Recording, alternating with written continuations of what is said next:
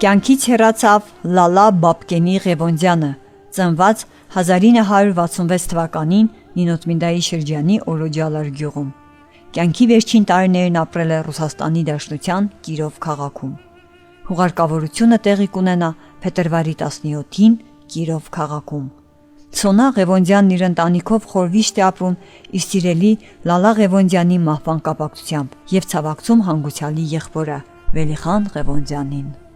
Հոգնած տարիքս ուսերիս առնեմ, հոգնած ոտքերս քաշ տալով գնամ մեր հին տան դռները բանամ,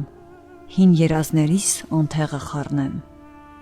Ցուրտ մոխրի տակից մի կրակ հանեմ, փչեմ թեժանա, ու ես տականամ,